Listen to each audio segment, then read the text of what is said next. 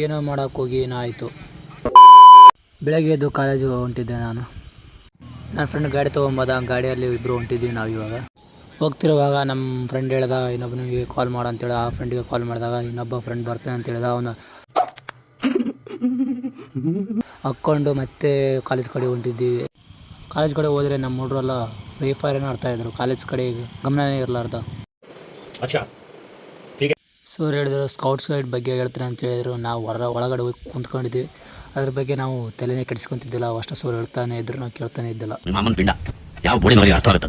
ಹೊರಗಡೆ ಬಂದು ವಾಲಿಬಾಲ್ ಆಡ್ತಾ ಇದ್ವಿ ಎಲ್ಲರೂ. ಪ್ರಿನ್ಸಿಪಲ್ ಹತ್ರ ಹೋಗಿ ಮತ್ತೆ ಸ್ಕೌಟ್ ಗೈಡ್ಸ್ ಬಗ್ಗೆ ಕೇಳ್ತಾ ಇದ್ವಿ ಎಲ್ಲರೂ. ಕೇಳ್ಕೊಂಡು ವಾಪಸ್ ಹಾಸ್ಟೆಲ್ ಕಡೆ ಹೊಂಟಿದ್ವಿ ನಾವು. ಕೇರಳದಲ್ಲಿ ಸಂತೆ ನಡೀತಿತ್ತು ಸೋಮವಾರ ದಿನ. ನಮ್ಮ ಹುಡುಗ ಬಟ್ಟೆ ಬೇಕಾಗಿತ್ತು. ಬಟ್ಟೆ ಶಾಪ್ ಹೋಗಿ ನಾವು ಮೊಟ್ಟೆ ಸಾಂಬಾರು ಮಾಡ್ಬೇಕಂತೇಳಿ ಎಲ್ಲ ರೆಡಿ ಮಾಡಿ ಇಟ್ಕೊಂಡಿದ್ದೀವಿ. ಮೊಟ್ಟೆ ಸಾಂಬಾರು ಪಾಲು ಎಗ್ ಬುರ್ಜಿ ಆಗೇ ಬಿಡ್ತಾರೆ ಅಲ್ಲಿ.